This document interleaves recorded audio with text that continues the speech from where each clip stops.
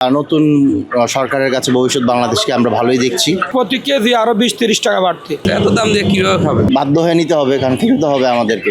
রমজানের ভিতরে রেট হালকা কমছে, কিন্তু গেছে সপ্তাহের রেট এই সপ্তাহ প্রতি কেজি আরো 20-30 টাকা বাড়তি। ব্রয়লার মুরগি গেছে সপ্তাহে বেচছি আমরা 180 টাকা, 185 টাকা, আজকে বেচতেছি 200 টাকা, 205 টাকা। আর সোনালী মুরগি বেচতেছি আপনার 320 টাকা হইতে 340 টাকা কেজি। দেশি মুরগিটা বেচতেছি 650 টাকা। লেয়ার মুরগিটা বেচতেছি আপনার 290 হইতে 300 টাকা। মোটামুটি আপনার রমজানের ভিতরে এক সপ্তাহ একটু হালকা নিয়ম ছিল, 20-30 টাকা ব্রয়লার মুরগি 2200, সোনালী মুরগি 2200, প্রায় রমজানের ভিতরে 20-30 টাকা।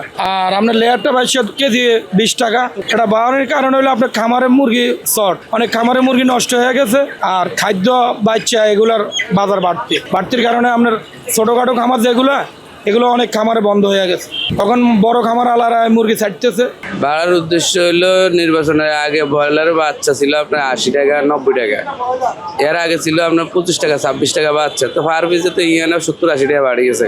এই এফেক্টটা এখন ঈদের আগে পাইতেছে। বাচ্চার দাম যদি না কমে তাহলে কমার লক্ষণ কোনো নাই। এত দাম দিয়ে কিভাবে খাবে? যেখানে ছিল ব্রয়লার মনে করেন আপনার 150 টাকা কেজি, যেখানে ব্রয়লার বেচতেছে 210 টাকা কেজি। একটা মুরগি কিনতে গেলাম 400 টাকা লাগে। বসুন্ধরা ডায়াপেন্ট এখন আরো উন্নত। এই hot air through top sheet দ্রুত শোষণ করে সোনামণিকে দেয় কোমল অনুভূতি। গত সপ্তাহে তো এটা আমি নিয়েছিলাম 280, 330 টাকা হয়ে গেছে। তো অনেক টাকা বেড়ে গেছে মুরগির বাজারটা। হঠাৎ করে বুঝতেছি না কি হইলো। তো এখন বাধ্য হয়ে নিতে হবে, কারণ কিনতে হবে আমাদেরকে। জীবনযাত্রার মান উন্নয়ন হয়েছে, অনেক ক্ষেত্রে উন্নয়ন হয়েছে, আবার অনেক ক্ষেত্রেই অবনমন হয়েছে। উন্নয়ন হয় নাই যে এটা বলবো না, উন্নয়ন হয়েছে।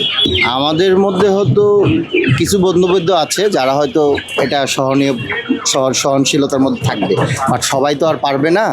আমাদের দেশের অনেকাংশের মানুষই এখনও নিম্ন মধ্যবিত্তের মধ্যে আছে, অনেক গরিবও আছে।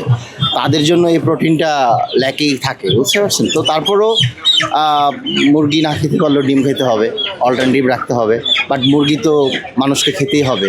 আশা করি নতুন সরকারের কাছে ভবিষ্যৎ বাংলাদেশকে আমরা ভালোই দেখছি, যেহেতু ওনার একটা সাইন আছে সবার আগে বাংলাদেশ। এটা আশা করি ভালোই হবে।